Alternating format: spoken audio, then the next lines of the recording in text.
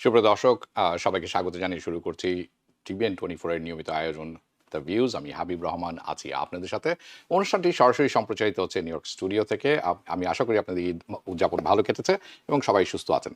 আজকের অনুষ্ঠানটি দুটি কারণে খুব গুরুত্বপূর্ণ। আপনার অনেকেই জানে এখন যে PCI ইনফ্লেশন রিপোর্ট, যেটিকে আমরা বলে থাকি ফেডারেল রিজার্ভের সবচেয়ে জনপ্রিয় মাপকাঠি, যে ইনফ্লেশন বাড়ছে না কমছে সেটি দেখার, সেটি বেড়েছে গতকাল। অনেকে বলছেন আশা অনুরূপী হয়েছে, এক্সপেকটেশন হয়েছে, কিন্তু আপনারা জানেন যে TVN-এর পক্ষ থেকে আমি বা আমাদের টিম আমরা এটা সম্পূর্ণ অ্যানালিসিস আপনাদের কাছে তুলে ধরি এবং অ্যানালিসিসটা শোনা খুবই জরুরি, কারণ এটির সাথে আপনার আমার সবার অর্থনৈতিক পরিস্থিতি জড়িত আছে এবং সামনে কি হতে যাচ্ছে এটি আমাদের কাছে তুলে ধরে, যাতে আমরা সাবধানে পা ফেলতে পারি, বুঝতে পারি। স্টুডেন্ট যারা আছেন তারা পড়ালেখা করবেন, কিসে পড়ালেখা করবেন, যারা ব্যবসা করছেন তাদের গতিবিধি কেমন হওয়া উচিত, বড় কোনো রিস্ক নেওয়া উচিত কিনা, যারা কাজ করছেন চাকরি বাজার কি এই মুহূর্তে কেমন চলছে এবং ছেড়ে দেওয়া উচিত কিনা, নতুন একটা জবে যাওয়া উচিত কিনা, এই সমস্ত জিনিস এই রিপোর্টের সাথে জড়িত। দ্বিতীয় যেটি তুলে ধরবো, যেটি গত সপ্তাহে আমি প্রথম ব্রেকিং তুলে ধরেছিলাম, যে গ্রিন কার্ড অর্থাৎ অ্যাডজাস্টমেন্ট অফ স্ট্যাটাস এখন থেকে এই দেশে আমেরিকার ভিতরে হবে না, আপনাকে দেশের বাইরে যেতে হবে। ওকে, যখন আমি এটি করেছিলাম অনুষ্ঠানটি, তার কয়েক ঘন্টা আগে অর্থাৎ দিনের প্রথম অংশে এটি প্রকাশ করা হয়েছিল USCIS-এর পক্ষ থেকে। সময় কম ছিল, তথ্যটি তুলে ধরা আপনাদের কাছে দরকার ছিল। এ নিয়ে গত এক সপ্তাহে আমি দেখেছি তোলপাড় কাণ্ড হয়েছে, কিন্তু কাউকেই তেমনভাবে বসে দু একজন ছাড়া এটি ভেঙে সম্পূর্ণভাবে সবার সামনে উপস্থাপন করতে দেখিনি। সেটি আজকে আমি করব এবং আমি মনে করি যে এই অংশটি যারা দেখবেন, স্পেশালি যদি আপনি আমেরিকার ভিতর থাকেন, ইভেন আপনি আমেরিকার বাইরেও থাকেন, সবার জন্য প্রযোজ্য। এবং ওই অংশটি আমি বলবো আপনারা সবাই খুব মনোযোগ দিয়ে দেখবেন। যখন ইন্টারনেটে অর্থাৎ সোশ্যাল মিডিয়াতে যাবে, ইউটিউব এবং ফেসবুকে, আপনার এটি থামিয়ে বারবার দেখতে হবে, কারণ অনেক কিছু আমি আলোচনা করব যেটি আপনার পক্ষে যেতে পারে, বিপক্ষে যেতে পারে। অর্থাৎ যেটি আমি বলার চেষ্টা করছি, আপনার সময় কিন্তু শেষ হয়ে যায়নি, সব শেষ হয়ে যায়নি। কেন শেষ হয়ে যায়নি সেটি কিছুক্ষণ পরে জানতে পারবেন। এই কারণেই যখন এই অংশটা দেখবেন, আপনি আপনার ফ্রেন্ডস, ফ্যামিলিজ, পাড়া প্রতিবেশী যাদের প্রয়োজন শেয়ার করতে ভুলবেন না। চলুন শুরু করব PCE রিপোর্ট থেকে, যেটি গতকালকে সকালে প্রথমে বেরিয়েছে। এটি নিয়ে তেমন কোনো উচ্চাবাচ্য হচ্ছে না, কিন্তু কেন হচ্ছে না এটা জানা দরকার। So personal consumption expenditure PCE price index, এটি বেড়েছে সিজনের গত মাসের চেয়ে এই মাসে 0.4%, শুধু এক মাসে। সো গত 12 মাসে ইনফ্লেশন তাহলে এসে দাঁড়ালো, গত 12 মাসের সাথে ইনফ্লেশন এসে দাঁড়ালো 3.8%। অর্থাৎ গত এক বছরে ইনফ্লেশন দ্রব্যমূল্যর ঊর্ধ্বগতি হয়েছে 3.8%। জানাচ্ছে কে? Commerce department. Okay, economist survey যেটি আছে, ডাও জোন ইন্ডাস্ট্রি যারা মার্কেট অবজারভার যারা আছেন, তারা বলছিলেন যে এটা আসবে 4.5% এবং বছরের হিসাবে 3.8% আসবে। ওকে, তাহলে এটা এক্সপেকটেশন যেমন ছিল ঠিক তার কাছাকাছি এসেছেন। আপনারা জানেন এক্সক্লুডিং ফুড অ্যান্ড এনার্জি তারা বলে থাকেন, দিস ইজ কোর PCE, যেখান থেকে তারা ফুড, খাদ্যদ্রব্য এবং জ্বালানি বাদ দেন। তার ফলে কি পান তারা? কোর প্রাইস রোজ, আচ্ছা কোর ইন্ডেক্স। সেখানে কোর প্রাইস ইন্ডেক্স বেড়েছে 0.2% গত মাসের তুলনায় এ মাসে, এবং 3.3% গত বছরের তুলনায় এ বছর। এস্টিমেট ছিল 3%, 0.2 এসেছে, 0.3 ছিল, অর্থাৎ যেটা এসেছে আশাবাদ যেটি ছিল তার থেকে কম, which is a good thing, right? এবং 3.3 ছিল আশাবাদ গত বছর এক তুলনায়। কিন্তু এটি এখানে ঘটনার শেষ নয়, আসলে ঘটনা এখান থেকেই শুরু। এবং এই অংশটি যারা দেখবেন, অর্থনীতির কথা কিছুক্ষণ আগে বলছিলাম, যারা স্টক মার্কেটে আছেন, যারা হাউজিং মার্কেটে আছেন, তাদের সবার জন্য আমি একসাথে এই অংশটি তৈরি করেছি। So it will be a fact with all the information in one shot. So let's শুরু করি তাহলে। বুধবার সকালে আমেরিকার অর্থনীতির প্রবৃদ্ধি, জিডিপি যেটিকে আমরা বলি, জিডিপি হচ্ছে সব কিছু সর্বসাকুল্যের সমষ্টিগত পরিসংখ্যান, এটি নতুন করে রিভিশন এসেছে। রিভিশনটা হচ্ছে নিম্নমুখী, আমরা বলি রিভাইজ ডাউনওয়ার্ড, অর্থাৎ সংশোধন করা আছে। ওকে, ঠিক কদিন পরেই যেটা আছে, এই রিভিশন যেটি আসলো বুধবার, তার কদিন আগেই বিশ্বের অন্যতম মর্যাদাপূর্ণ ইনভেস্টমেন্ট ব্যাংক, ওকে, তারা শেয়ার বাজারের লক্ষ্যমাত্রা ঠিক করেছেন, যেটি হচ্ছে ইতিহাসের সর্বোচ্চ পর্যায়ে। ওকে, দেখবেন কিছুক্ষণ পরে। এই দুটির মধ্যে একটি বিষয় স্পষ্ট, এই দুটি বিষয়ের মধ্যে একজন বলছেন যে শেয়ার বাজার আরও ঊর্ধ্বমুখী হবে, অন্যদিকে জিডিপির রিপোর্ট আমরা পেয়েছি এটি নিম্নগামী, রিভাইজ ডাউনওয়ার্ড। দুটির মধ্যে একটি তো ভুল হতেই হবে, স্পষ্টতই, রাইট? আর আমি যদি আপনাদের বলি আমি বলবো সেটি কোনটি আসলে। তবে আজকের এই অংশের অনুষ্ঠানে আপনারা বুঝতে পারবেন কেন এই যে গত বুধবারের জিডিপি রিভিশন শুধুমাত্র একটি জাস্ট রিপোর্টই না, আপনি কি এটাকে নিয়মিত একটি তথ্য হালনাগাদ হিসাবে ধরে নিতে পারেন না, যদিও প্রতি কোয়ার্টারে আমরা এটা পেয়ে থাকি ত্রিমাসিক। ওকে, আর 1.6% অর্থনৈতিক প্রবৃদ্ধি এবং শেয়ার বাজারের 8,000 পয়েন্টের পূর্বাভাসের মধ্যে যে বিশাল ব্যবধানটি আছে, এই মুহূর্তে আপনার পোর্টফোলিওর জন্য, আপনি যদি স্টক মার্কেটে থেকে থাকেন, কি অর্থ বহন করে সেটিও জানাবো কিছুক্ষণের মধ্যে। আচ্ছা, তাহলে যদি আমরা এখান থেকে শুরু করি, কয়েকদিন আগের 4-5 দিন আগের কথা, গোল্ডম্যান স্যাক তাদের এই বছরের শেষের S&P 500-এর পূর্বাভাস দিয়েছেন।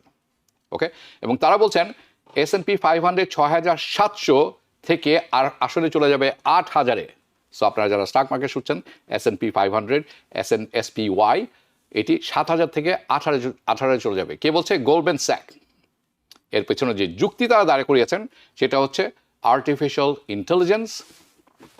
ওকে, আর্টিফিশিয়াল ইন্টেলিজেন্স নির্ভর শক্তিশালী, ভেরি স্ট্রং আর্নিং গ্রোথ কোম্পানিগুলোর, যারা আর্টিফিশিয়াল ইন্টেলিজেন্সের সাথে জড়িত যে কোম্পানিগুলো। ওকে, মনে রাখবেন এই ব্যাংকটি গোল্ডম্যান স্যাক, তাদের মতে এআই ইনফ্রাস্ট্রাকচারের বিনিয়োগ এই বছর, অর্থাৎ investment into AI infrastructure, S&P 500-এর আর্নিং গ্রোথের প্রায় অর্ধেকের জন্য দায়ী থাকবে। অর্থাৎ যা আর্নিং আছে তার অর্ধেক হবে ইনভেস্টমেন্টের কারণে। Please keep this in mind, this is very important.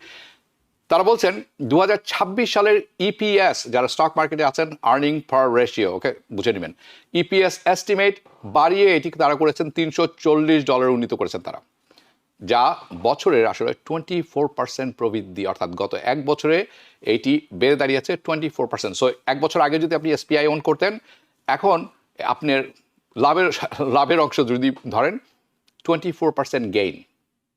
Okay, so UBS, United bank of Switzerland, তারাও গত সপ্তাহে নিজেদের বুলিশ রিভিশন প্রকাশ করেছেন।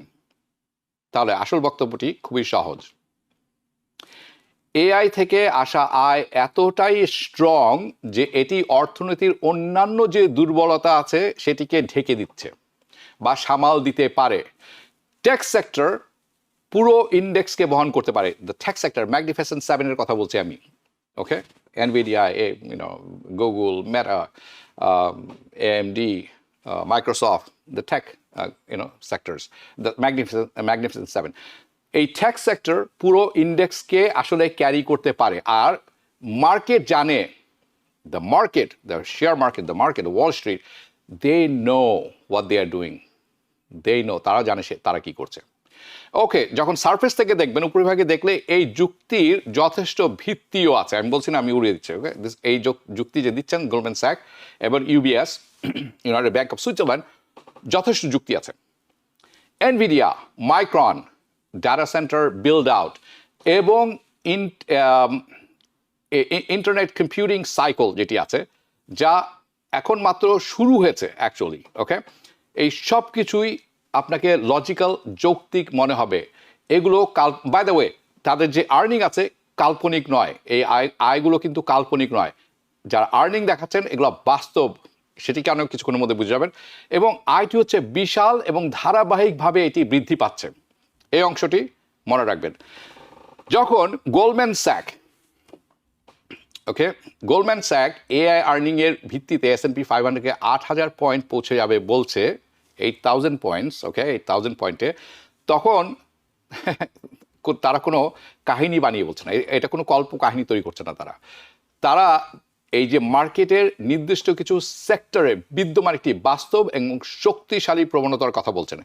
কিন্তু বৃহস্পতিবার সকালে 8:30-এ ওয়াল স্ট্রিটের সামনে ঠিক যেটি ঘটেছিল সেটা হচ্ছে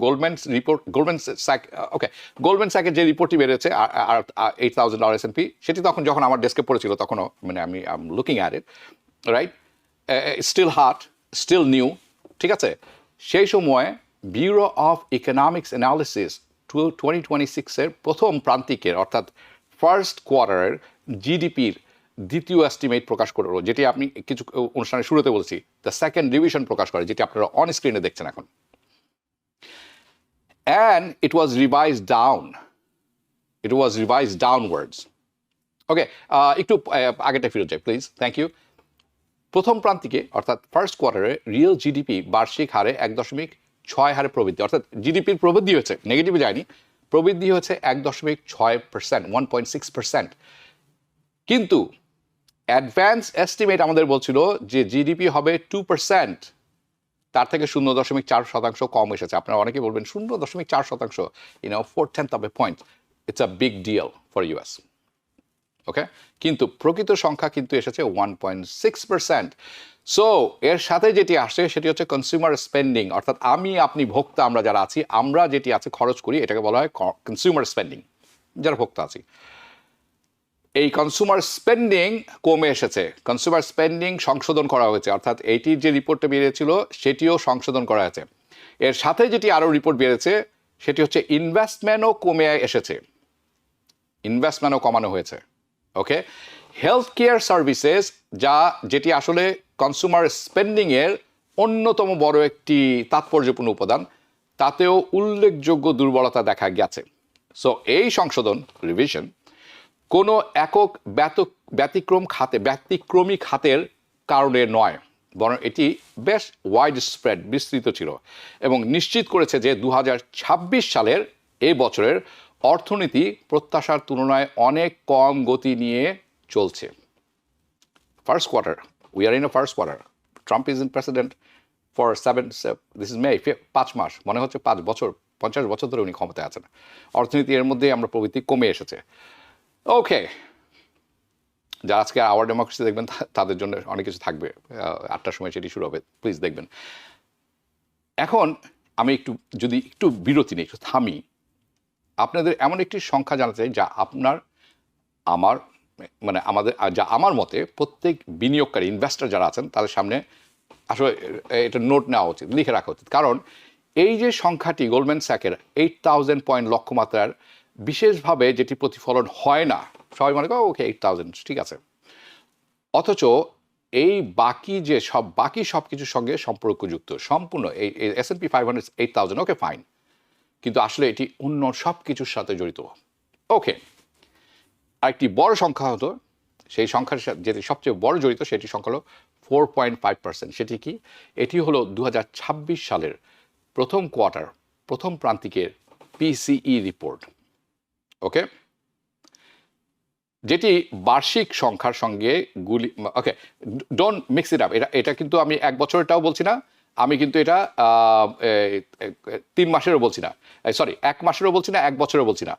এটি যেটির কথা বলছি সেটি হচ্ছে কি, এটি হচ্ছে একটি ত্রৈমাসিক, অর্থাৎ 3 মান্থস, জানুয়ারি ফেব্রুয়ারি মার্চ, এই যে 3 মাসে, শুধু এই 3 মাসে এই পিসি আসলে বেড়ে দিয়েছে 4.5%। সো আমরা যাতে গুলিয়ে না ফেলি, ফেডারেল রিজার্ভের পছন্দের ইনফ্লেশন মেজার, যেটা তারা সবচেয়ে পছন্দ করেন, তাদের সবচেয়ে প্রিয় মাপকাঠি, সেটি হচ্ছে পিসি। বর্তমানে ফেডারেল রিজার্ভ তাদের লক্ষ্যমাত্রা, অনেকবারই শুনেছেন আমার প্রোগ্রামে, 2% রাখতে চান। রাইট নাও 4.5%, দ্বিগুণেরও বেশি তাদের লক্ষ্যমাত্রা চেয়ে। আর সেই দিনের দ্বিতীয় এস্টিমেট যেটি আছে, সেকেন্ড রিভিশন, পিসি সংখ্যা কমানো হয়নি, এটি 4.5% স্থির করা হয়েছে। সো দ্য কোর পিসি, যা খাদ্য এবং জ্বালানি বাদ দিয়ে হিসাব করা হয়, সেটি এসেছে 4.4%, 4.4%। সো এটিকে আগের এস্টিমেটের তুলনায় 0.1% বৃদ্ধি পেয়েছে। তাহলে যদি আমি পুরো চিত্রটি এভাবে বলি খুব সংক্ষেপে, রিয়েল জিডিপি, অর্থনীতির প্রবৃদ্ধির মাপকাঠি যেটি একটি দেশের রিয়েল জিডিপি 1.6%, পিসি ইনফ্লেশন, কোয়ার্টার হিসাব করছি কিন্তু কোয়ার্টার, ওকে, ফার্স্ট কোয়ার্টার, কারণ জিডিপি এসেছে ফার্স্ট কোয়ার্টারে, পিসি ইনফ্লেশন সেম কোয়ার্টারের 4.5%, এবং এটি হলো স্ট্যাগফ্লেশন। যারা শুনবেন প্রথমবারের মতো, আমার অনুষ্ঠান যারা নিয়মিত দেখে থাকেন তারা স্ট্যাগফ্লেশন জানেন। আপনি যদি প্রথমবারের মতো অনুষ্ঠানটি দেখে থাকেন, স্ট্যাগফ্লেশন হচ্ছে সেই রকম একটি সময় বা পরিস্থিতি বা এনভায়রনমেন্ট যেখানে দ্রব্যমূল্য আকাশ ছোঁয়া থাকে এবং আনএমপ্লয়মেন্টও খুব হাই থাকে, অর্থাৎ আপনার কাজও নাই কিন্তু জিনিসের দাম এত বেশি যেটা আপনার ধরাছোঁয়ার বাইরে, তার মধ্যে আপনি you don't have a job. Okay, that's a stagflation. এটি হলো স্ট্যাগফ্লেশনের খুব কাছাকাছি একটি পরিস্থিতির সংজ্ঞা আপনি যদি ধরে নেন। এবং যে রিয়েল জিডিপি 1.6%, পিসি 4.5%। অর্থনৈতিক প্রবৃদ্ধি ধীর হয়ে আসছে, এ ব্যাপারে আর কোনো সন্দেহ নেই। The economy slowing down for the US. কিন্তু ইনফ্লেশনের লক্ষ্যমাত্রা দ্বিগুণেরও বেশি। একই সময় শেয়ার বাজারে যারা আছেন, এটি এখন সর্বকালের উচ্চতার কাছাকাছি অবস্থান করছেন। আজকে সফটওয়্যার যখন মার্কেট ক্লোজ হলো 4 o'clock রেগুলার মার্কেট আওয়ার, সফটওয়্যারের যেই অবস্থা 2001 সালের পরে সর্বোচ্চ অবস্থায় আছে। ওকে, আমি যখন রিপোর্টটি লিখছিলাম তখনও গত কয়েক মাস ধরে, 2 মাস ধরে এটি সর্বকালের উচ্চতার কাছাকাছি অবস্থান করছে এবং গোল্ডম্যান স্যাক বলছে এটি আরও উপরে যাবে। It's gonna go 8,000 S&P 500। ওকে, এবার আমি এই তথ্যের দিকে যেটি গোল্ডম্যান স্যাকের শিরোনামের আড়ালে চাপা পড়ে গেছে, এটি হলো প্রকাশিত Q1 কর্পোরেট প্রফিট এর প্রথম হিসাবে কারেন্ট প্রোডাকশন থেকে কর্পোরেট প্রফিট যেটি আছে প্রথম প্রান্তিকের, এটি হলো $40.8 বিলিয়ন বেড়েছে। কর্পোরেট প্রফিট বেড়েছে $40.8 বিলিয়ন। ওকে, শুনতে এটি বেশ শক্তিশালী মনে হয় এবং একা বিবেচনা করলে তা সত্যি, যদি এই এলিমেন্টটি নিয়ে বিবেচনা, it's very strong, there is no question about it. কিন্তু সমস্যা হলো এই লাভের যে সেক্টরগুলো থেকে আসছে সেইগুলো অর্থাৎ সেই সেক্টর নয় যেখানে অধিকাংশ আমেরিকান, আপনি আমি সাধারণ মানুষ কাজ করে। যে সেক্টর থেকে এখানে আসছে সেখানে আপনি আমি কাজ করি না, যেখানে মধ্যবিত্ত পরিবারের অর্থনৈতিক বাস্তবতা প্রতিফলিত হয় না। এলন মাস্কের কোম্পানি $1 ট্রিলিয়ন হয়ে গেল, অ্যাপল $1 ট্রিলিয়ন হয়ে গেল, এতে আপনার কিছু যায় আসে না, বিকজ আপনি অ্যাপেলেও কাজ করেন না, এলন মাস্কের হয়ে কাজ করেন না, এলন মাস্কের লাভের অংশ আপনি পাবেন না। সো যে মিডল ক্লাস ফ্যামিলির এই অর্থনৈতিক বাস্তবতায় প্রতিফলিত করে না। দিস ইজ এই পয়েন্ট টু রিমেম্বার। ওকে, এই যে প্রফিটটি আছে, এক্সকিউজ মি, এই যে মুনাফা প্রফিটটি আছে, এটি কেন্দ্রীভূত হয়েছে AI infrastructure, hyper scalars and semiconductor সেক্টরে। Okay, NVIDIA is making a lot of money, or AMD making a lot of money. Jensen Huang is the CEO and founder of NVIDIA. Jensen Huang's cousin owns and operates AMD, so go figure. Okay, semiconductor. অন্যদিকে এই যে pain আছে, অন্য পেইনগুলি যে এই sector বাদ দিয়ে এটি ছড়িয়ে পড়ছে রিয়েল ওয়েজ, অর্থাৎ আপনি যে বেতন ভাতাদি পান আপনার সেখানে প্রতিফলিত হচ্ছে, কারণ আপনার বেতন ভাতাদি সেভাবে বাড়ছে না। আপনার পেইন আর কোথায় বাড়ছে? গ্রোসারি বিলে, কারণ গ্রোসারি বেড়ে যাচ্ছে। ওকে, এবং আপনি যদি গাড়ি চালিয়ে থাকেন, gas tank, you feel the pain right there, এর খরচ বহুগুণ বেড়ে গেছে। এগুলো যেন এই দেখা অবস্থা মনে হবে যে এই কয়েকটা কথা যে উল্লেখ করলাম, রিয়েল ওয়েজ, গ্রোসারি বিলস, ইলেকট্রিক বিলস, গ্যাস ট্যাঙ্ক, রাইট, মনে হবে যেন একটা ভিন্ন অর্থনীতিতে চলছে। আপনি আমি একটি অর্থনীতি আছেন, Elon Musk and Steve Jobs, Tim Cook. All right, he's no longer be CEO after a few months, but Jensen Huang, এরা যারা আছে, Elon Musk, they are on a different economy. So market আপাতত ভালো অর্থনীতির গল্পটিকে মূল্যায়ন করছে, because the stock market is making a lot of money. আপনার লাভ হচ্ছে না আপনি যদি স্টক মার্কেট না থেকে থাকেন। By the way, stock market is very difficult for people who doesn't have the knowledge. এখানে 90% মানুষ অর্থ হারিয়ে থাকেন। ওকে, সো এই যে কষ্টটি আছে, পেইনটি আছে, এটা বাস্তব এবং এটা পরিমাপযোগ্য। The pain is very real. Okay, কেন রিয়েল? এইখানে আপনি দেখবেন ওয়েজেস, অর্থাৎ আপনার ইনকামের যে ঘটনাটি, it's coming from labour department by the way. April পর্যন্ত গত বছর, এবছর রিয়েল ওয়েজ যদি আওয়ারলি আর্নিং হয়ে থাকে, এটি আসলে বাড়েনি, 0.3% কমেছে। এখন আপনি বলবেন আমার তো বেতন যেমন ছিল তেমন। নো, ঠিক আছে, কিন্তু যে হারে গ্যাসের দাম বেড়েছে, যে হারে খাদ্যদ্রব্যের দাম বেড়েছে, অন্যান্য দ্রব্যের উচ্চ মূল্য হয়েছে, আপনি সেটা বেশি পয়সায় কিনছেন, বেশি দামে কিনছেন, বেশি মূল্যে কিনছেন, কিন্তু আপনার ইনকাম কিন্তু ওই জায়গায় আছে ওর হিসাবে। এইভাবে যদি আপনি হিসাব করে থাকেন তাহলে আপনার আসলে ইনকাম কমেছে 0.3%। ন্যাশনাল ওয়েজেস, এটি তারা বলছেন যদি সামগ্রিকভাবে বিচার করেন ইন দ্য ইউএস 3.6%, কিন্তু ইনফ্লেশন ছিল 3.8%। অর্থাৎ আপনার লেবারের চেয়ে দ্রুত গতিতে দাম বাড়ছে খাদ্য এবং পণ্যের। এখানেই পেচেক হারছে, আপনার পেচেক হারছে ইনফ্লেশনের কাছে। Now University of Michigan, okay, পরবর্তী, আচ্ছা থ্যাংক ইউ। এটি যেটি দেখছেন, দিস ইউনিভার্সিটি অফ মিশিগানের কনজিউমার সেন্টিমেন্ট ইন্ডেক্স। আমি খুব ছোট্ট করে গত সপ্তাহে টাচ করেছিলাম, কিন্তু আজকে এটি একটু বলা দরকার। মে মাসে অর্থাৎ এই মাসে এটি হচ্ছে সর্বনিম্ন 44.8% নেমে এসেছে। এটা হলো কনজিউমার সেন্টিমেন্ট। এই জরিপে অংশগ্রহণ যারা করেছেন তাদের 57% বলেছেন যে উচ্চ মূল্যস্ফীতি তাদের ব্যক্তিগত আর্থিক অবস্থাকে ক্ষতিগ্রস্ত করছে। ওকে, কনফারেন্স বোর্ডের এক্সপেকটেশন ইন্ডেক্স যেটি আছে, যা ঐতিহাসিকভাবে 80-র নিচে নামলে আমরা ধরে নেই, অর্থনীতিবিদরা ধরে নেন রিসেশন, অর্থনৈতিক মন্দা আসছে। এটি একটি সংকেত, it's a sign that recession is coming. 1 বছরের বেশি সময় ধরে এই সীমার নিচেই অবস্থান করছে, এই 80-র নিচে। ক্রেডিট কার্ড লোন যেটি আছে সেটি বেড়েছে $1.28 ট্রিলিয়ন পৌঁছেছে। আর পার্সোনাল সেভিংস, আপনার আমার যে সেভিংস, এইটির রেট 6.2% থেকে কমে 4%, অর্থাৎ মানুষের পার্সোনাল সেভিংস কমেছে। আপনি ইনকাম করলে তো সেভিং, এখন আপনি মনে করেন অন্য কেউ হতে পারেন যে যিনি দেশ থেকে টাকা এনে ব্যাংকে ঢালছেন, দ্যাটস দ্য ডিফারেন্ট স্টোরি। ওকে, আপনার পার্সোনাল সেভিং ইনকাম থেকে সেটি কমে এসেছে 6.2% থেকে 4%। এগুলো কোনো বিমূর্ত পরিসংখ্যান নয়, তাই আমি বারবার এগুলোর উল্লেখ করি বিভিন্নভাবে। এগুলো এমন একটি অর্থনীতির রিয়েল টাইম এক্সরে, এটি আমাদের এক্সকিউজ মি, এটি আমাদের অর্থনীতির রিয়েল টাইম এক্সরে ধরিতে পারেন। এক্সরেতে কিন্তু কোনো কিছু লুকানো যায় না, যেখানে এআই আর্নিং গ্রোথ বাস্তব হলেও তার শীর্ষ পর্যায়ে কেন্দ্রীভূত, অর্থাৎ few people on top of the society, তাদের হাতেই এই রিয়েল আর্নিংটি আছে, আপনার হাতে না। অথচ জিডিপি যেখানে 80%, বাই দ্য ওয়ে আমেরিকার 80% জিডিপি কিন্তু কনজিউমার, আপনি ভোক্তাদের খরচের উপরে চলে। সো জিডিপির প্রায় 80% চালিত হয় কনজিউমার দ্বারা। সেটি ধীরে ধীরে এবং পদ্ধতিগতভাবে কমে আসছে। এবং তার কারণ কি? আমরা যারা আছি, আমরা খরচ অর্থাৎ ব্যয় কমাতে বাধ্য হচ্ছি, বিকজ এভরিথিং ইজ এক্সপেন্সিভ। আপনার ইনকাম বাড়ছে না, জিনিসের দাম বেড়ে গেছে। এবার আসি সবচেয়ে অস্বাভাবিক অংশে, যা আমার মতে মার্কেটে বা বাজারে এখনও যথাযথভাবে এটির প্রতিফলন ঘটেনি, মূল্যায়ন করছে না। ওকে, কেভিন ওয়ার্সের কথা বলছি। 2 সপ্তাহ কম সময় হবে উনি ফেডারেল রিজার্ভের চেয়ার হয়েছেন। ওকে, ফেডারেল রিজার্ভের দায়িত্ব পালন করছেন less than 2 weeks। গত সপ্তাহে তিনি কিন্তু শপথ নিয়েছেন এবং মার্কেট ধারণা করেছিল যে তিনি তার পূর্বসূরি, ওনার আগে যিনি ছিলেন জেরোম পাওয়েল, ওকে, তার তুলনায় ইন্টারেস্ট রেট কমানোর ব্যাপারে বেশি ওপেন থাকবেন, উন্মুক্ত হবেন বেশি। এই যে প্রত্যাশাটি, এটি মার্কেট আগেই মূল্যায়ন করে অ্যাড করে ফেলেছিল। So E was really priced in, যেটাকে আমরা বলি। কিন্তু তার প্রথম 2 সপ্তাহের যে অর্থনৈতিক তথ্য কি বলছে, কেভিন ওয়ার্স 2 সপ্তাহ হয়েছে, এই 2 সপ্তাহে অর্থনৈতিক তথ্য কি বলছে?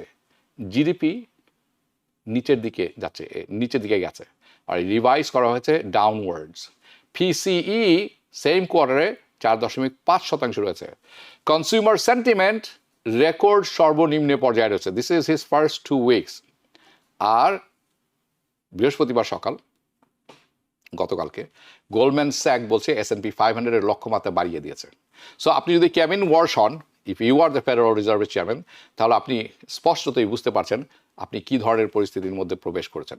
Very difficult situation he is walking into. কারণ ট্রাম্প চান ইন্টারেস্ট রেট কমাতে। সো মার্কেট যে ইন্টারেস্ট রেট কাটের আশা করছে, আমিও আশা করছি, তিনি যে অর্থনৈতিক তথ্য উত্তরাধিকার সূত্রে, অর্থাৎ যেইটি উনি পাচ্ছেন, ঘাড়ে পেয়েছেন, সম্পূর্ণ বিপরীত ইঙ্গিত করছে। অর্থাৎ রেট কমাবার কোনো সম্ভাবনা নেই।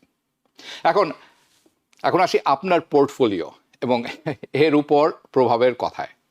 By the way, right, Goldman Sachs 8,000 পয়েন্টের লক্ষ্যমাত্রা আর্নিং মডেল উপরে ভিত্তি করেছে, যার কেন্দ্রবিন্দু হচ্ছে central focal point is AI infrastructure spending. অর্থাৎ এআই আছে এবং এর যে ইনফ্রাস্ট্রাকচারের খরচ এটি হচ্ছে আসল জিনিস। এখান থেকে ইনভেস্টমেন্টের আর্নিংটা বাড়বে, আমরা জানি এবং এটা আমরা বুঝি। যদি আপনি বিশ্বাস করেন যে AI capex short for capital expenditure, right, খুব হাই হয়ে থাকে, ডাটা সেন্টার ডিমান্ড কমবে না। যদি এটাও হয়ে থাকে, এগুলি শর্ত, এবং S&P আর্নিংয়ের প্রধান চালিকা শক্তি যদি মেগা ক্যাপ, ম্যাগনিফিসেন্ট 7-এর কথা বলছি, কোম্পানিগুলোর শক্তিশালী ফলাফলের উপরে থাকে, তাহলে গোল্ডম্যান স্যাকের এই যুক্তি যথেষ্ট ভিত্তি রয়েছে। This is true. All this equation যেগুলো আমি বললাম যদি সত্য হয়ে থাকে, আমি এটিকে উড়িয়ে দিচ্ছি না। আমি বলছি না না এগুলা ফলস, না আমি উড়িয়ে দিচ্ছি না মোটামুটি, কারণ যুক্তি আছে, কিন্তু এই তথ্যের একটি ব্লাইন্ড স্পট রয়েছে। And that's why PC report নিয়ে আমরা যখন অ্যানালিসিস করি সম্পূর্ণটি আপনাদের কাছে তুলে ধরি। এইটির একটি ব্লাইন্ড স্পট রয়েছে, এটি ধরে নিচ্ছে যে 1.6% অর্থনৈতিক প্রবৃদ্ধি কমতে থাকা, রিয়েল প্রবৃদ্ধি 1.6% কমে আসতে থাকা রিয়েল ওয়েজেস, রেকর্ড নিম্ন কনজিউমার সেন্টিমেন্ট এবং $1.2 ট্রিলিয়ন ক্রেডিট কার্ডের লোন, এসব এনভিডিয়ার বাইরে থাকা কোম্পানিগুলোর কোনো গুরুত্বপূর্ণ নয়। এনভিডিয়ার মতো যারা কোম্পানিগুলো আছে, অ্যাপলের মতো কোম্পানি, গুগল, মেটা, ওদের জন্য ইটস নট ইম্পর্টেন্ট, এগুলো তো তার বাইরে।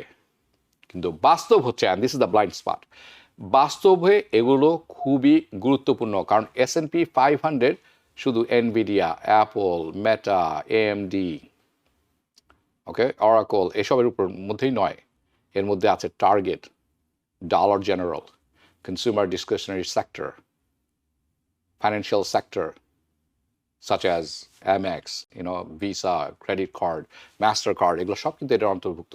কস্কো, এইসব কোম্পানি রয়েছে যাদের আয় নির্ভর করে আপনার আমার ভোক্তাদের অর্থ ব্যয়ের ওপর। This is the blind spot they are not looking.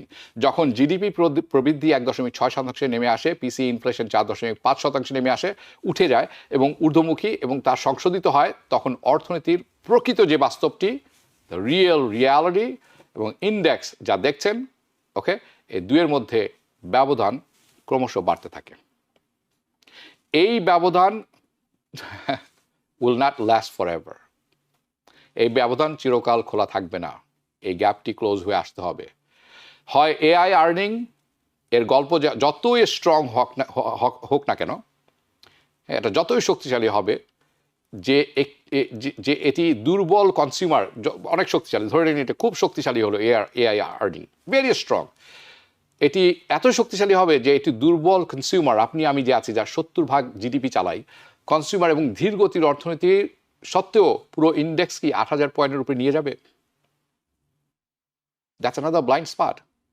অথবা কনজিউমার, আপনি আমি ভোক্তা যারা আছি, এর দুর্বলতা এই যে বড় বড় বৃহত্তরভাবে কর্পোরেশনের আর্নিং ছাড়িয়ে যাবে এবং আর্নিংয়ের রিভিশন এ ধারার বিপরীত দিকে ঘুরে যাবে।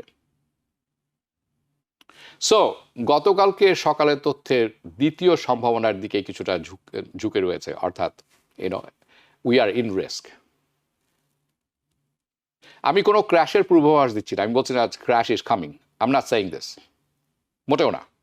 তবে এটি থেকে আমরা বুঝতে পারি একটি জিনিস, এটি একটি দিক নির্দেশক লিনিং পজিশন, একটি দিক নির্দেশক ঝোঁক রয়েছে, ওকে, যাকে সবার গুরুত্ব দেওয়া উচিত। তাই আমি বলবো সবার সতর্ক থাকতে হবে। কেন? পরবর্তী CPI রিপোর্টের দিকে আমাদের চোখ রাখতে হবে। কনজিউমার ডিসক্রিশনারি আর্নিং সিজন কি বলছে তা দেখুন, অর্থাৎ এই যে টার্গেট, কস্কো, এই ধরনের কোম্পানিগুলো। আরেকটা ব্যাপার, হরমুজ সংক্রান্ত আলোচনা যেটি আছে, ওকে, সত্যি কি দীর্ঘমেয়াদী? আমি জানি একটা মেমোরান্ডাম অফ আন্ডারস্ট্যান্ডিং হচ্ছে, কিন্তু কথা হচ্ছে যে হরমুজ সংক্রান্ত আলোচনা সত্যি কি দীর্ঘমেয়াদে জ্বালানির দাম কমাতে পারে নাকি সেটি একটি পারে কিনা সেটি একটি পর্যবেক্ষণের বিষয়, নাকি এগুলো কেবল শুধু এই আগামী 60 দিনের একটি মেমোরান্ডাম, মেমোরান্ডাম অফ আন্ডারস্ট্যান্ডিংয়ের সাময়িক একটি সময়সীমা, যার পরও ডিজেলের দাম গ্যালন প্রতি এখন 6.65%, দুঃখিত, ডলার্স, $5.65। রেগুলার গ্যাস ন্যাশনালি $4.55 ডলারই থেকে যাবে। যদি থেকে যায় তাহলে বড় বিপদ। এবং সবচেয়ে গুরুত্বপূর্ণ হচ্ছে পরবর্তী FOMC মিটিং, যেটি আমার মনে হয় জুনের 16 তারিখে।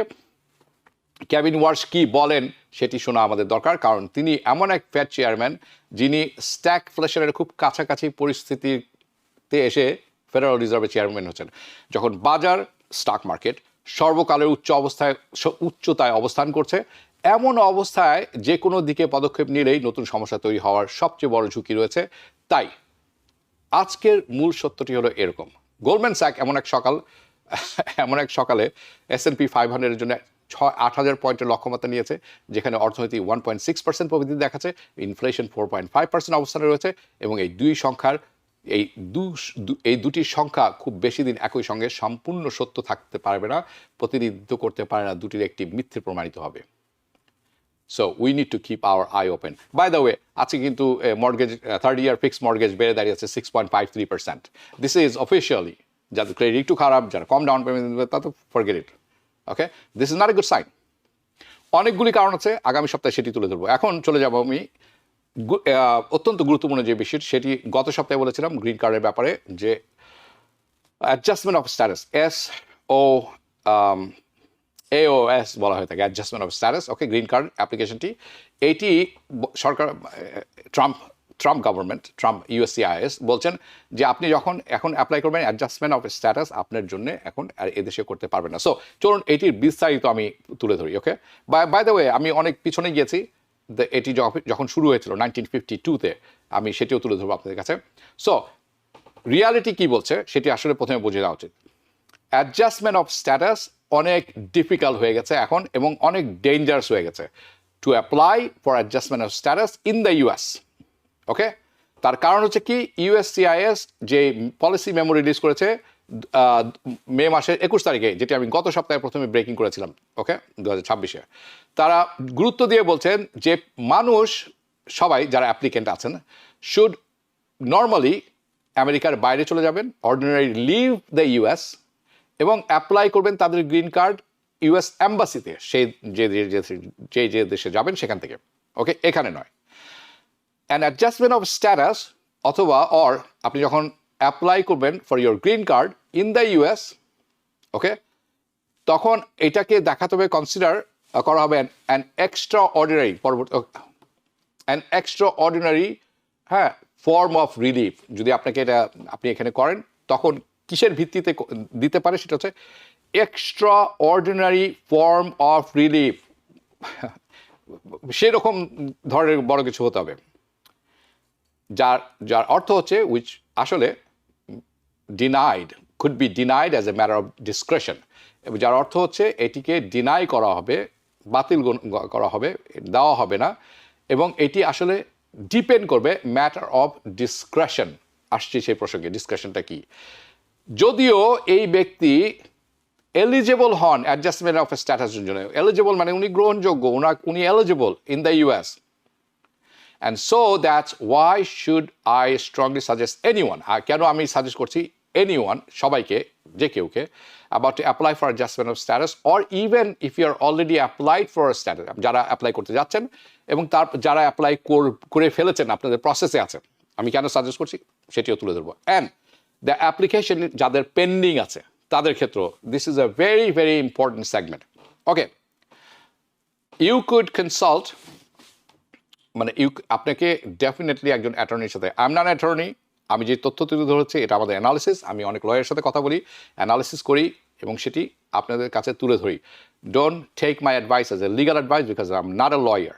ওকে, this is a disclaimer, this is for informational purposes. Now you should, আপনাকে যেটা করতে হবে, আপনাকে কনসাল্ট করতে হবে একজন অ্যাটর্নির সাথে। এই যে সিচুয়েশন তৈরি আছে, যে আপনার সিচুয়েশনটা ইভ্যালুয়েট করবে, পর্যবেক্ষণ করবে, এবং দেখবে যে এলিজিবিলিটি কতখানি, আপনার গ্রহণযোগ্যতা কতখানি, in light off this new memo, এই নতুন পরিস্থিতিতে আপনি কোথায় আছেন। অ্যান্ড ইটস ডিসক্রেশনারি রিকোয়ারমেন্ট, আমি বারবার বলছি ডিসক্রেশনারি রিকোয়ারমেন্ট, আমরা যাব সেখানে। ওকে, কাজে আজকে আমরা যে কথাটি বলছি, it's very important USCIS policy memorandum, যেটি 21 তারিখে কিছুক্ষণ আগে বলেছি ইস্যু হয়েছে। এই পলিসি মেমোরান্ডাম হচ্ছে 206-0199, নাম্বার ইজ নট ইম্পর্টেন্ট, আসলে ইম্পর্টেন্ট না, বাট কি এটি মানে বহন করে, অর্থাৎ কি, what it stands for, right, এবং এটির এফেক্টটি কী হবে আপনার জীবনের উপর, অ্যান্ড অন্যান্য অনেকের, it could affect many other people যারা অ্যাপ্লাই করছেন গ্রিন কার্ডের জন্য ইন দ্য US, আমেরিকার ভিতরে। Now the title of the memo, এই মেমোর যে টাইটেলটি আছে এটি প্রকাশ করছে, এটি বলছে আমাদের যে USCIS এখন খুব স্ট্রিক্ট হবেন, they are going to be very strict, এবং খুব হার্শ, খুব কর্কশ হবেন, খুব হার্শ হবেন, দয়ামায়া থাকবে না, in connection with approving adjustment of status application, adjustment of স্ট্যাটাসের অ্যাপ্লিকেশন, অর্থাৎ গ্রিন কার্ডের জন্য যারা অ্যাপ্লাই করবেন তাদের প্রতি হবেন কোনো দয়াময় নেই এবং খুব strict, harsh and strict. Okay, even from qualified applicants, আপনি যদি কোয়ালিফিকেশনও থেকে থাকে তারপরেও আপনি এই গ্রুপে পড়ে যাবেন। So the title of this memo, যেটি আমি হাইলাইট করেছি এবং আমি এটা কোটেশনে যেটি লেখা আছে সেটি আগে উল্লেখ করে নিব, I quote, adjustment of status is a matter of discretion. আমি এটিতে এখনই টাচ করবো। An administrative grace and an extraordinary relief that permits applicants to dispense with the ordinary consular visa process. Unquote. শেষ। Now, this new policy, এই যে নতুন policy আছে, এই মেমোরান্ডাম যেটি আছে অথবা এই নতুন গাইডেন্স, এটি জোর দিয়ে বলছে যে সামথিং ভেরি ইম্পর্টেন্ট, খুবই গুরুত্বপূর্ণ। সেটি কি, ইউএসসিআইএস এখন থেকে অ্যাডজাস্টমেন্ট অফ প্রসেস যেটি আছে তার মিনিং আপনি যে অ্যাপ্লাই করছেন গ্রিন কার্ডের জন্য আমেরিকার ভিতরে থেকে, এটাকে কনসিডার করা হবে ম্যাটার অফ ডিসক্রেশন, অ্যান্ড তারা এটিকে বলছেন as an extra ordinary relief. Now in simple term, খুবই সিম্পলভাবে যদি আমরা তুলে ধরি, তাহলে ইউএসসিআইএস দেখে শুনে মনে হচ্ছে অ্যাপিয়ার্স টু বি রিইনফোর্স করছেন দ্য আইডিয়াটা, কোন আইডিয়াটা, যে নর্মাল প্রসেস ইমিগ্রেন্টদের জন্য হচ্ছে কাউন্সিলর প্রসেস। মিনিং আপনার যে প্রসেসে অ্যাম্বাসিতে হয় সেটা হচ্ছে রেগুলার প্রসেস। আপনি আমেরিকার বাইরে চলে যান, যে দেশ থেকে এসেছেন সেখানে, leave the US, go to the US embassy, ওখানে অ্যাপ্লাই করেন ইমিগ্রেন্ট ভিসার জন্য বাইরে থেকে, দেশের বাইরে থেকে, এবং অ্যাডজাস্টমেন্ট অফ স্ট্যাটাস এই যে ইনসাইড ইউএস আছে এটিকে ধরা হচ্ছে এক্সেপশন হিসাবে, বাতিল করা হয়নি। কিন্তু এই অংশটি অত্যন্ত গুরুত্বপূর্ণ, কারণ এখানে আমি যাবো কিছুক্ষণের মধ্যে। Exception, it is an exception rather than default rule. আগে বলা হতো যে আপনি এখানে অ্যাপ্লাই করবেন, এটাই হচ্ছে রুল, অন্য কিছু দরকার নেই। এখন বলা হচ্ছে যে আপনি যখন এখান থেকে অ্যাপ্লাই করবেন এটা হলো exception. Normal rule, default rule হচ্ছে আপনি আসলে কাউন্সিলর প্রসেসের মাধ্যমে আসবেন। নাও আপনি অনেকের মতো আপনিও যদি কনফিউজ হয়ে থাকেন, ডোন্ট ওয়ারি, চলুন এটিকে আমরা ব্রেক ডাউন করি ইন প্লেন ইংলিশ এবং plain Bangla. Now the first thing যেটি আমাদেরকে জানতে হবে বা জিজ্ঞাসা করতে হবে যে অ্যাডজাস্টমেন্ট অফ স্ট্যাটাসটি কী জিনিস। Well, adjustment of status very simply আপনি বলতে পারেন AOS। ছোট করে বলে রাখি, এই অ্যাডজাস্টমেন্ট অফ স্ট্যাটাসটি আসলে শুরু হয়েছিল 1952 সালে। তখন নিয়ম ছিল দেশের বাইরে, ভিতরে থেকে আপনি অ্যাডজাস্টমেন্ট করতে পারতেন না, আপনাকে দেশের বাইরে যেতে হতো, ওখান থেকে অ্যাডজাস্ট করে আপনি গ্রিন কার্ড নিয়ে দেশে আসতেন। This is before 1958। ওকে, এটিকে বদল করার জন্য কংগ্রেস একটি বিল আসে এবং এটি লিন্ডন জনসন ওয়াজ ইট, আমার ঠিক নেই, হ্যারি ট্রুম্যান, উনি প্রেসিডেন্ট, হি ওয়াজ এ প্রেসিডেন্ট, উনি কিন্তু এটি কংগ্রেসে পাশ হওয়ার পরে এই বিলের ভিটো দিয়েছিলেন। ওকে, সেম থিং এখন যেটি হচ্ছে। So don't be too concern, আপনারা শুনে নিন আগে। এটিকে কিন্তু কংগ্রেস তার ভিটোকে ওভাররাইড করেছিল এবং 2/3 মেজরিটিতে এটি 1952-তে পাস হয়েছিল। Just a little bit of history. Anyway, so AOS, adjustment of status, এই প্রসেসটি হচ্ছে ওয়ার যখন আপনি ইনসাইড থাকবেন আমেরিকার ভিতরে, হ্যাঁ, আপনি অ্যাপ্লাই করেছেন পার্মানেন্ট রেসিডেন্সির জন্য অর্থাৎ গ্রিন কার্ডের জন্য, অথবা green card without living the country, আমেরিকার বাইরে না যেয়ে এখান থেকে যে প্রসেসটা হয় এটাকে বলা হয় adjustment of status.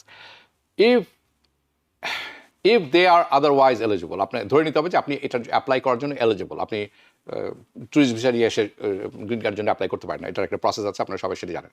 For example, okay, someone, কেউ আসলো আমেরিকাতে, who entered the US with a tourist visa, উনি বিয়ে করেছেন একজন ইউএস সিটিজেনকে, ওকে, অথবা একজন এমপ্লয়মেন্ট বেসড ওয়ার্কার যিনি H-1B ভিসা নিয়ে এসেছেন already in the US, or some other kind of family, অন্যান্য যে ফ্যামিলি বেসড পিটিশন। ওকে, এই যে অ্যাডজাস্টমেন্টটি এটি হয় আমেরিকার ভিতরে যদি আপনি আমেরিকার ভিতরে থাকেন। So you know, single child, family based petition, single adult child, brother, sister, married child, and whatever. Okay, asylum, আমি অ্যাসাইলাম একটু টাচ করবো একটু পরে। সো যারা পড়েন এটির মধ্যে তাদের সবার জন্য এটি খুব গুরুত্বপূর্ণ। নাও ট্র্যাডিশনালি যেটা হতো, অনেকেই আমরা সবাই অভ্যস্ত হয়ে গেছিলাম যেটিতে, সেটি হচ্ছে অ্যাডজাস্টমেন্ট অফ স্ট্যাটাস হচ্ছে একটা কমন রাস্তা। আমরা সবাই এটিতে অভ্যস্ত হয়ে গেছিলাম। ইভেন ইউএসসিআইএসও এটিতে অভ্যস্ত হয়ে গেছিল। It's a common pathway. যদি আপনি লিগালি আমেরিকার ভিতরে থাকেন এবং এলিজিবল হয়ে থাকেন, in fact for past several decades, আসলে গত কয়েক দশকে, আমি মনে করি গত 40 বছর ধরে, ওকে গত 40 বছর ধরে, এবং এ পারসন আদারওয়াইজ এলিজিবল, যদি আপনি এলিজিবল হয়ে থাকেন, তারা কি করতো? অ্যাডজাস্ট করতো স্ট্যাটাসটা ইন দ্য ইউএস। এটি নিয়ম ছিল। দ্যাট ওয়াজ কনসিডার্ড নর্মাল এবং regular. Now not extraordinary, normal. In fact যদি আপনি এলিজিবল হতেন অ্যাডজাস্ট করার জন্য, নো ওয়ান উড লিভ, কেউই আমেরিকার বাইরে যেত না এবং অ্যাপ্লাই করার জন্য বাইরে থেকে। Get your green card here, get your work authorization here, সব কিছু immediately. It was safer, it was cheaper to apply for green card in the US, এবং it was normal, not extraordinary, কোনো কিছু extraordinary. But this new memo এটি এখন বলছে, জোর দিয়ে বলছে, the USCIS has broad discretion. Okay, তাদের মর্জি আছে, মর্জির উপরে ডিপেন্ড করবে অ্যাপ্রুভ করার জন্য। ডিসক্রেশন প্রসঙ্গে আমি আসছি কিছুক্ষণের মধ্যে। They have broad discretion to approve, or more importantly, অথবা আরও গুরুত্বপূর্ণভাবে তারা বলছেন, ডিনাই, খারিজ করে দেওয়া আপনার অ্যাপ্লিকেশন, ইভেন যদি আপনি টেকনিক্যালি কোয়ালিফাইও করে থাকেন আন্ডার দ্য ল। অ্যান্ড এই যে ওয়ার্ডটি আছে ডিসক্রেশন ইজ এক্সট্রিমলি ইম্পর্টেন্ট আমাদের সবার জন্য বোঝা, যে ডিসক্রেশনের অর্থ কী। কারণ এইটি যদি আপনি অতিক্রম করতে পারেন, আপনি এখানে অ্যাডজাস্ট করতে পারবেন, সেটি আসছে কিছুক্ষণের মধ্যে। Now which brings up our next question, যেটি আমি অনেকক্ষণ ধরে ঘুরছি চারপাশ থেকে। ওকে, হোয়াট ডাজ ডিসক্রেশন মিন? ডিসক্রেশনের অর্থটা কি? এই কথাটি বারবার কেন ঘুরে ফিরে আসছে? ওয়েল, ডিসক্রেশনের অর্থ, ডিসক্রেশন এর অর্থ হচ্ছে ইউএসসিআইএস অফিসার এখন শুধুমাত্র আপনার রিভিউই করবেন না, ওকে, যে আপনি লিগালিটি মিট করেছেন কিনা, আপনার you met all the legal অথবা টেকনিক্যাল রিকোয়ারমেন্ট, যে রিকোয়ারমেন্টগুলো দরকার ছিল আপনার, শুধু লিগাল এবং টেকনিক্যাল দিকটাই দেখবেন না। তারা ইভ্যালুয়েট করবেন, পর্যালোচনা করবেন যে আসলে আপনার মানে তারা বিশ্বাস করেন নাকি, যে বিশ্বাস করেন কি করেন না, যে আপনি আসলে ডিজার্ভ করেন কিনা গ্রিন কার্ডটি। Believe me, okay, that's what it means. তারা আরো বিশ্বাস করেন কি, তারা দেখবেন ওয়েদার দে বিলিভ, তারা বিশ্বাস করে কিনা যে you deserve the benefit as a matter of policy. Okay, যেটা পলিসি অনুসারে আপনি কি ডিজার্ভ করেন কিনা। পলিসি, ফেয়ারনেস, ক্রেডিবিলিটি, তিনটি শব্দ তারা খুব ইম্পর্টেন্টলি ব্যবহার করবেন এখানে। তাদের পলিসি হিসাবে তাদের যে ফেয়ারনেস আছে এবং তাদের যে ক্রেডিবিলিটি, আপনার যে ক্রেডিবিলিটি আছে। ওকে, ওভারঅল সার্কামস্ট্যান্সেস, আপনার পরিপূর্ণ ব্যাপারের চিত্রটি কি, or the totality of the circumstances, overall এবং সামগ্রিক যে সার্কামস্ট্যান্স সেটি তারা নেবেন। এবং টু বি অনেস্ট, যদি আমি একেবারে অনেস্টলি বলি, দিস ইজ এই প্রসেসটি সম্পূর্ণ নতুন নয়। This is not a new, entirely new adjustment of status. এটা অলওয়েজ ছিল, ইনভলভ ছিল, এই ডিসক্রেশনটি অলওয়েজ ইনভলভ ছিল to some degrees. Okay, to some degrees, এত ব্যাপকভাবে নয়। কারণ আমি অনেককে দেখেছি গ্রিন ইউএস সিটিজেনকে বিয়ে করে গেছেন, তাদের অ্যাপ্লিকেশন ডিনাই হয়েছে। কারণ অফিসার বিশ্বাস করেননি, টেকনিক্যালি তারা অল রিকোয়ারমেন্ট মিট করেছেন, বাট অফিসার বিশ্বাস করেননি। সো অফিসারের ডিসক্রেশন, ইচ্ছার মর্জির উপরে নয়, তার সার্কামস্ট্যান্সেস দেখে মনে করছেন না, দিস ইজ ফেক। সো এইটা সবসময় ছিল to some degree, kind of like শেষ step, last step. It's the last step. Do you qualify the legal requirement? And now, এখন যেটা হচ্ছে, are you deserving? আপনি কি ডিজার্ভ করেন কিনা, as a matter of ডিসক্রেশন being approved. আমি যে মতামতটা দিব, আপনি ডিজার্ভ করেন কিনা সেটিও আমি দেখব। বাট দিস মেমো একটি সিগন্যাল পাঠাচ্ছে। সিগন্যালটি কি, যে আমি কিন্তু খুব খুঁটিয়ে খুঁটিয়ে দেখব, খুব স্ক্রুটিনাইজ করবো আপনাকে, এবং এই স্ক্রুটিনিটি হবে খুব স্ট্রিক্ট অ্যান্ড স্ট্রঙ্গার এমফেসাইজ, খুব জোর দিব কিশোর প্রেরিত আইডিয়া অফ অ্যাডজাস্টমেন্ট যেটি আছে, এটি কিন্তু special benefit. The idea of the adjustment of status in the US, এটা হবে special benefit, not automatic entitlement. এটা কোনো রাইট না আপনার। এটা কোনো অটোমেটিক রাইট না। প্রসেস করে এসেছেন, এখন আপনাকে দিতে হবে। নো, এটি আগেও ছিল না, কিন্তু মাত্রাটি খুব কম ছিল। এখন সরাসরি তারা বলছেন এটি তো অটোমেটিকও না, এটি আপনার রাইটও না। এই মেমো যেটি আছে এটি খুব জোর ধরে বলছে, এমফেসাইজেস দ্যাট, অ্যান্ড আমি কোটেশন বলছি, যে অ্যান এলিয়েন, অর্থাৎ আপনি আমি যারা অ্যাপ্লাই করবেন, an alien bears the burden of showing why administrative discretion should be favorably exercised.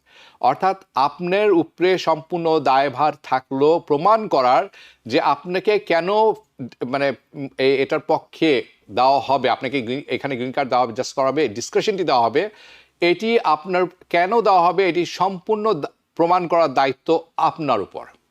And I unquote, শেষ। ওকে, অন্যভাবে সহজভাবে যখন আপনি অ্যাপ্লাই করবেন অ্যাডজাস্টমেন্ট অফ স্ট্যাটাসের ক্ষেত্রে, it is up to you to prove যে আপনি eligible and warrant a favourable exercise of discussion. আপনি এলিজিবল, আপনাকে প্রুভ করবেন, তখন আপনাকে বলবে ওকে এই ফেভারটি দেওয়া যেতে পারে। And I think that's where the attorney যারা আছেন, অনেকেই শুনছেন বা দেখবেন পরেতে, অ্যান্ড অ্যাটর্নি আপনারা যারা কথা বলবেন তাদের সাথে, where the attorney could come and handle to help you. এখানে একজন অ্যাটর্নি আপনাকে ডেফিনেটলি হেল্প করতে হবে। আগে যারা নিজে নিজে সাবমিট করে দিয়েছেন সব কিছু, গুড লাক, সেটা হয়ে গেছে, সেই দিন শেষ। আপনি এখন করবেন, you are shooting yourself in a foot, because the process is very complex now. Okay, it's not automatic. আপনি আপনার ওয়াইফের জন্য করছেন, অথবা আপনি হাজব্যান্ডের জন্য করছেন, আপনি বিয়ে করেছেন, this is not automatic. You have to prove it যে আপনি এটা ডিজার্ভ করেন। নাও, কেন অ্যাটর্নির কথা বললাম, তারা গ্যাদার করবেন অল অ্যাপ্রোপ্রিয়েট ডকুমেন্ট, প্যাকেজ করবেন পুরো কেসটি, আর্গিউ করবেন আপনার এলিজিবিলিটি নিয়ে অ্যাট দ্য অ্যাডজাস্টমেন্ট ইন্টারভিউতে। সো দ্য ফ্যাক্টরস, যেই সমস্ত জিনিসগুলি মানে USCIS কনসিডার করবে ইন এক্সারসাইজিং ডিসক্রেশন, তাদের মর্জি যে আছে, তাদের যে ইচ্ছাটি আছে আপনার হ্যাঁ বলার, ফ্যাক্টরগুলো কি? Well, the memo discusses discretionary factors হচ্ছে অফিসার্স ইভ্যালুয়েট করে, may evaluate, again every case is different, মনে রাখবেন সব কেস একরকম নয়, and some details may still develop.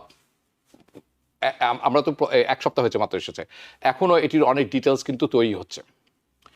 কিসের মাধ্যমে? The future guideline or litigation, মামলা হবে, মোকদ্দমা হবে, এগুলো অনেক কিছু হবে এই ব্যাপারটিতে। এনিওয়ে, সো অফিসার যে ইভ্যালুয়েট করবে, হ্যাঁ, যেটি আমি বলছি প্রত্যেকটি কেস ডিফারেন্ট, বাট গ্র্যাজুয়ালি মানে জেনারেলি স্পিকিং এই ডিসক্রিশনারি ফ্যাক্টরগুলা ইন ইমিগ্রেশন কেসেস, যার মধ্যে অন্তর্ভুক্ত থাকতে পারে পজিটিভ এবং নেগেটিভ ফ্যাক্টর।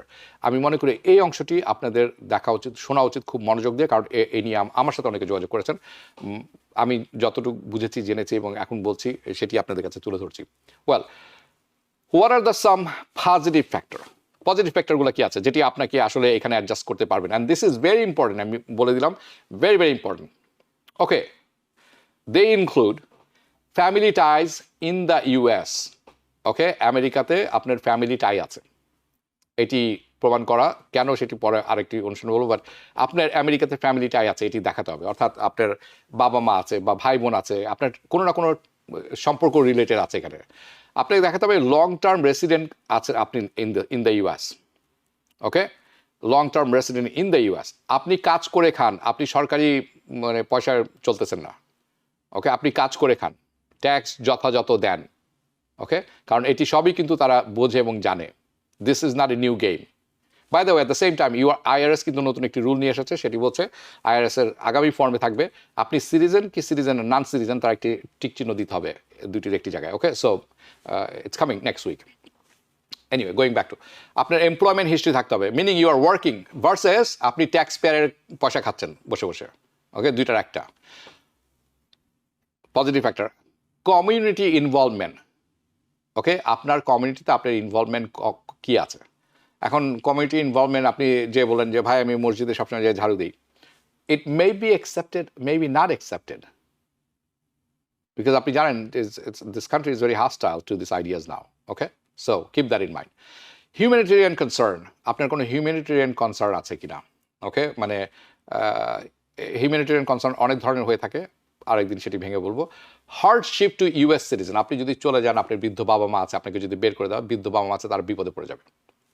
আপনার বাবা মা, not your mother-in-law, father-in-law, sister-in-law, and something, okay? Okay. Hardship to U.S. citizen or lawful permanent resident relatives. Now, আপনি মিলিটারি সার্ভিসে কখন করেছেন কিনা, this are all positive by the way, okay? Or maybe আপনার family মেম্বারের কেউ না কেউ কখনো মিলিটারিতে ছিলেন। আরেকটি হচ্ছে গুড মরাল ক্যারেক্টার, ওকে? না, গুড মরাল ক্যারেক্টার অনেকগুলো ব্যাপার আছে, তার মধ্যে নতুন একটি জিনিস যোগ করেছেন তারা, DUI, অর্থাৎ ড্রাইভিং আন্ডার ইনফ্লুয়েন্স। এটি কিন্তু গুড মরাল ক্যারেক্টার ধ্বংস করে দিবে আপনাকে, যদি আপনি সেই দলে হয়ে থাকেন। সো গুড মরাল ক্যারেক্টারের মধ্যে আরও অনেক কিছু থাকে, যেমন আপনার নামে কোনো মামলা মোকদ্দমা থাকতে পারবে না, সেটা ক্লোজ হয়ে গেছে, বন্ধ হয়ে গেছে, তারপরে কিন্তু এটি factor. So be careful about this one, okay? অযথা বিবাদে জড়াবেন না। গুড মরাল ক্যারেক্টার এবং কমপ্লায়েন্স উইথ ইমিগ্রেশন ল। আপনি ইমিগ্রেশন ল এর সাথে কমপ্লায়েন্স ছিলেন, আপনি ইমিগ্রেশন ল ভঙ্গ করেননি। এখানে ইন্টেনশন বলে একটা কথা আছে। আপনি অ্যাসাইলাম যারা করেছেন বেক্সার ক্ষেত্রে, তাদেরকে জিজ্ঞাসা করবে, তুমি এসেছো এখানে, ওকে, আসার পরে তুমি অ্যাসাইলাম করে দিচ্ছ, you came with entire family member, ছেলে মেয়ে নিয়ে চলে এসেছো, এবং তার কিছুদিন তো তুমি মানে অ্যাসাইলাম করেছো। সো তার অর্থ হচ্ছে তোমার ইন্টেনশনটা, তোমার ইচ্ছাটাই ছিল আমি এখানে আগে চলে আসি, তারপর আমি ফাইল করে দিব। সো আপনাকে কিন্তু প্রুভ করতে হবে যে আপনার ইন্টেনশন এটা ছিল না, বিকজ দিস ইজ অ্যাসাইলিদের জন্য this is gonna be a big problem, okay? The intention, this is important. So what are the some negative factors? Negative factors কি আছে? কিছু নেগেটিভ ফ্যাক্টর দেখা উচিত। চলুন নেগেটিভ ফ্যাক্টর খুব দেখে নিই। That, yeah, one more minute. I have my editor is telling me finish it, okay? এটি কি হতে পারে যেটি আপনারা দেখছেন? ইমিগ্রেশন ভায়োলেশন, আপনি done, finish. Did you go out of status, আপনি আউট স্ট্যাটাসের বাইরে চলে গেছেন কিনা কখনো? ফ্রড করেছেন কিনা, মিসরিপ্রেজেন্টেশন করেছেন কিনা, আমেরিকাতে ঢুকেছেন কিভাবে, আপনার কি অন্য নামে কোনো মামলা আছে কিনা, did you apply for visitor visa এবং আপনি মিথ্যা তথ্য দিয়েছেন ইন্টেনশনালি কাউন্সিলে এবং অ্যাপ্লাই করেছেন ভিজিটর ভিসার জন্য, ক্রিমিনাল কোনো হিস্ট্রি আছে কিনা, আনঅথরাইজ কাজ করেছেন কিনা, আপনার এমপ্লয়মেন্ট চলে গিয়েছিল, তারপর আপনি কাজ করে গেছেন, আনঅথরাইজ এমপ্লয়মেন্ট, ফেলিয়ার টু আপনি মেনটেন করতে পারেননি আপনার lawful status in the yes, অথবা আপনার প্রায়ার রিমুভাল আছে, আপনি পাবলিক সেফটির কনসার্ন, আপনি সুবিধার মানুষ না, আপনার জন্য আপনাকে মানে কেস মামলা আছে এবং আপনি পাবলিক সেফটির কনসার্ন আছে আপনাকে নিয়ে, আপনার ইনকনসিস্টেন্ট স্টেটমেন্ট আছে, আপনার ক্রেডিবিলিটির ইস্যু আছে। অ্যানাদার ওয়ার্ডস, আপনি এম্বাসিতে এক কথা বলেছেন, এখন মানে গ্রিন কার্ড পাওয়ার জন্য আরেক কথা বলছেন, now you are applying for green card, a lot of this things, perhaps your immigrant intent, যেটি আবার বলছি, which is also could be a factor. So USIS officer এখন সব কিছু দেখবেন in great emphasis on a balance, meaning positive and the negative, এবং তারা এটার উপরে সিদ্ধান্ত নেবেন কী করবেন। এখানে আরও অনেক কিছু ছিল, শেষ একটি অংশ দেখায় খুব দ্রুত যদি আমরা দেখতে পারি, ক্যান ইউ সি ইট? আরেকটি থেকে, ওকে, এটি একজন পেয়েছেন, এটি আপনার পরে দেখে নেবেন, এখানে লেখা আছে তাকে কি কি পাঠানো হয়েছে, অর্থাৎ এই পদ্ধতিটি অলরেডি চালু করে ফেলেছেন তারা। আজকে এখানে শেষ করছি, দেখা হবে পরবর্তী অনুষ্ঠানে। শুভরাত্রি।